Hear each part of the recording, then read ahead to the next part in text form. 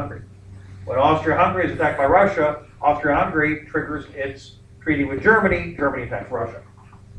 When Germany attacks Russia, Russia attacks or triggers its treaty with France. So on and so forth. They attack their friends and their friends and their friends. It's like a Revlon commercial. Okay. By the time all the treaties are activated and everybody goes to war, it is the remnants of the Triple Entente, though it's really called the Allied Powers by the time it is. But it's particularly the Triple Entente, sort of England in the center of it, with England, France, and Russia as being the three biggies, okay? Versus which are all the goldenrod powers up there, versus the fantastic purple powers, okay, of Germany, Austria-Hungary, and Bulgaria, and the Ottoman Empire, Turkey, okay, and the happy purple.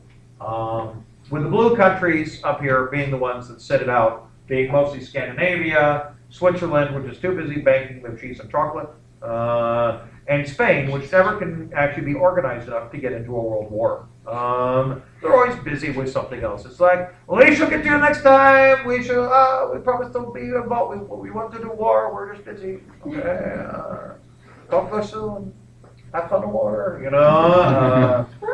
World War II is the same. Well, World War II, they were busy actually with Franco, which they're having their own little civil war at the meantime, and they're like, everybody else is killing each other. You want to solve inefficient? Here in Spain, we kill ourselves. You know.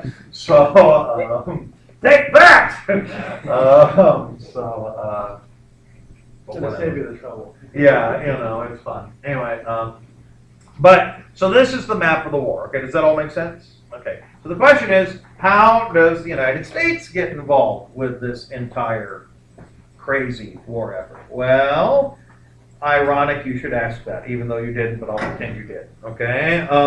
Because the Monroe Doctrine had said what? What did the Monroe Doctrine say? We stay out. We stay out, okay? Kill each other if you must, just do it quietly. But the thing is, we have lots of trade, both with the countries that make up the Allied powers and the powers that make up the Central powers. But England's big strength is their navy. And if you have a naval strength and you have a country that's fighting you, what's the first thing you do to kind of knock them out of the game, or try to, is what do you do with your navy? So you blockade them, okay? You cut off their supplies. And so England created a blockade of the Central powers. Now, if we're neutral, if we're truly neutral as the United States, we do one of two things.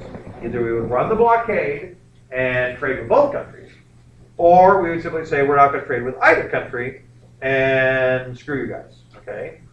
But that's not what we do. Because let's face it, there are two things that's true about America. If given the opportunity, we will take the easy way out, okay? And preferably easy and profitable, if we can do both at the same run. So the thing was, did we really want to give up all European trade? No. But did we really want to try and challenge England on the blockade? No. So we just decide, okay, what the fuck, we'll just trade with England. It's easier, okay? So we trade with the Allies and cut off almost all trade with the Central powers because we don't want to run the blockade. So we basically become economic allies of the Allied powers early on, even though we're technically neutral, but we are economically helping this out. Now, England's big strength has been their navy. What does Germany create in order to try and counteract this strength? But what kind of navy? Something in particular. Submarine. The U-boat, the submarine, the submersible. Now, it's not the first submarine that ever existed. Actually, technically, if you really want to go old school submarine, there's stories of Greeks who tied rocks to their ankles and used a giant tortoise shell as an air bubble to do an amphibious attack. As you might guess, not a long-range craft. Okay, and only barely a submarine in its definition. Da Vinci, of course, had designed a submarine, not that he ever built it, but then shit, Da Vinci invented everything that Tesla didn't, okay?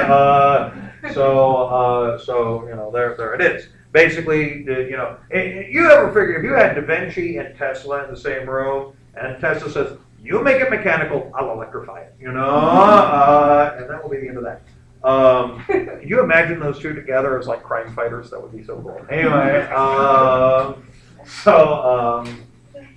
it would be. Anyway, yeah, I know. Actually, there's people write all sorts of crazy pictures. There's all sorts of fictional books that have like Tesla as a hero creating inventions and fighting in wars and all this. It's very cool. Anyway, but back to the topic. Sorry. Anyway, so then you have, but we both had that in the Revolution. We had a submarine. It sank. Wasn't much of a submarine. In the Civil War, the Confederacy had a submarine. It sank, but it actually made it out the water before it sank. It's something you ship. Yeah, and itself too at the same time. So it was kind of cool. Not really a great victory, but it actually kind of got a little further in the whole submarine technology before it became a death trap. And so as a result, they even like have a little mini movie about it. I think there's some sort of documentary about it. They just found it and raised it. Oh, did they? Oh, Years that's ago, cool. they Cool. Yeah. It's being conserved naturally. Oh, cool. So yeah, but for real submarines that did long damage and actually were in use for most of the war, the German U-boat was the baby. Okay, that was by an American. Yep, well, that's fun, and so here it is that they end up doing the kaboom. The British are mortified by this. Not just is it very deadly effective against their ships, but remember, everybody has the shadow of Napoleon on their head. The idea is one army lines up, the other army lines up, everybody meets in the middle, the person who kills the most wins and wins the country. Okay, what's the problem with the way the U-boats attack? Yeah, it's like, it's unsporting! You're attacking us from the ass, that's rude.